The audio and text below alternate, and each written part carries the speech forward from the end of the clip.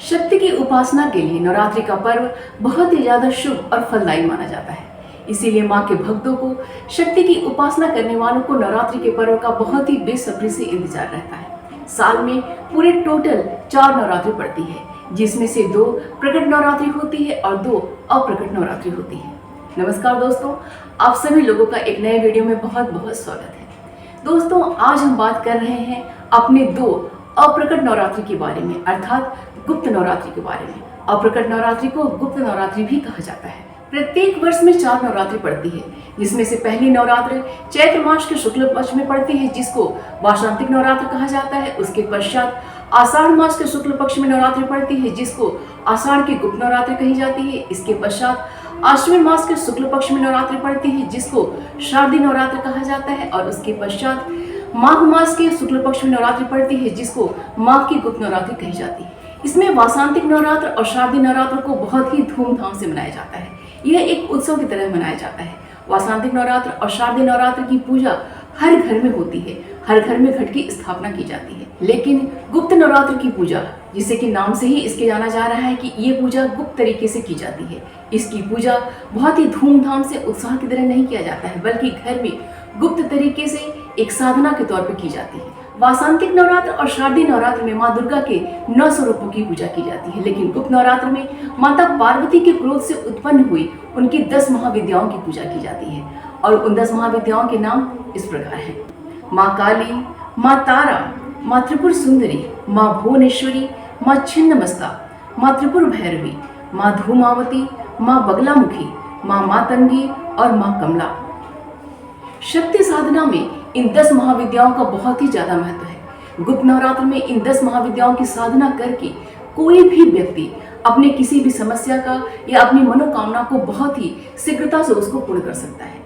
गुप्त नवरात्र में तंत्र साधना करने वाले व्यक्तियों के लिए बहुत ही उचित और सर्वश्रेष्ठ समय माना जाता है। कुछ लोग ऐसा मानते हैं कि गुप्त नवरात्र जो होता है वो केवल तंत्र साधना करने वाले या तांत्रिक करने वाले व्यक्तियों के लिए होता है, लेकिन ऐसा नहीं है। ये सामान्य गृहस्थी वालों के लिए भी बहुत ही उचित और बहुत ही सर्वश्रेष्ठ समय होता है।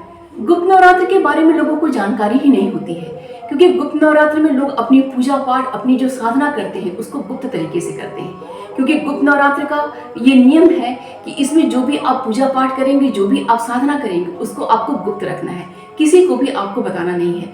अन्यथा जो भी आप साधना कर रहे हैं, पूजा पाठ कर रहे हैं, उसका पूर्ण लाभ आपको नहीं मिलेगा।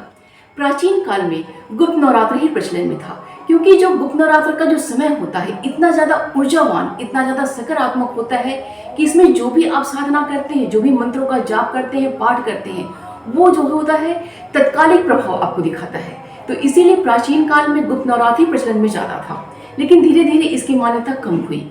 लोग वासंतिक नवरात्र और शारदीय नवरात्र के प्रति ज्यादा अट्रैक्टिव हुए। गुप्त नवरात्र शक्ति, धन और विद्या प्राप्ति के लिए सबसे उचित माना जाता है। गुप्त नवरात्रि के बारे में तो यहाँ तक कहा जाता है कि अगर कोई नास्तिक व्यक्ति, अर्थात जिसका भगवान में भरोसा ना हो, विश्वास ना हो, अगर वो मजाक मजाक में, हंसी मजाक में कोई मंत्र साधना कर देता है, कोई पाठ कर लेता है, तो उसको फल तुरंत मिलता है। तो सोचिए, जो व्यक्ति माता में पूर्ण विश्वास रखता है, पूरी श्रद्धा उनके प्रति है, अगर वो गुप्त नवरात्रि में कोई साधना करता है, मंत्र जाप करता है या पाठ करता है, तो उसको कितना ज्यादा फल उसको मिलेगा। गुप्त नवरात्र होता है वो तत्काल प्रभाव दिखाने वाला होता है। गुप्त नवरात्र प्रत्यक्ष फल देता है। ऋषि विश्वामित्र, ऋषि वशिष्ठ ने इसी गुप्त नवरात्र में साधना करके अद्भुत शक्तियां हासिल की थी और अतुलनीय शक्तियों के स्वामी बन गए थे। लंकापति रावण के पुत्र जो मेघनाथ था, उसने गुरु शुक्राचार्य के परामर्श से इस गुप्त नवरात्र में ही शक्ति साधना की थी और शक्ति साधना के बल पे उसने इतनी शक्ति अर्जित कर ली थी कि वो भगवान राम और लक्ष्मण जी को नागपाश में बांधने में सक्षम हो सका था। भगवान श्री राम ने इस गुप्त नवरात्र में ही साधना करके भगवती को प्रसन्न किया था और शक्तियां अर्जित करके रावण को परास्त किया था।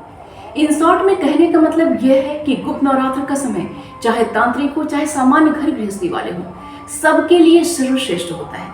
ये समय इतना ऊर्जावान, इतना शक्तिशाली होता है कि कोई भी सामान्य व्यक्ति घर पे ही रह के, सामान्य जो नियम होता है उनका पालन करके, शक्ति की साधना करके, माँ की उपासना करके अपने किसी भी बड़ी से बड़ी समस्या का छुटकारा पा सकता है, शक्ति अर्जित कर सकता है, विद्या अर्जित कर सकता है और धन अर्जित कर सकता है।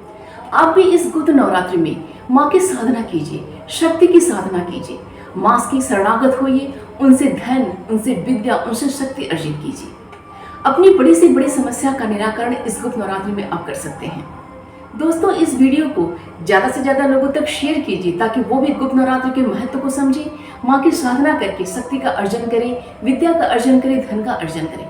अगर आप मेरे चैनल पर नए हैं तो प्लीज़ इस चैनल को सब्सक्राइब कर लीजिए, क्योंकि इस चैनल पे हमेशा ही उपयोगी और ज्ञानवर्धक जानकारियाँ आपको हमेशा मिलती रहेंगी। मिलते हैं अगले वीडियो में। अपना और अपनों का ख्याल रखिएगा। नमस्कार।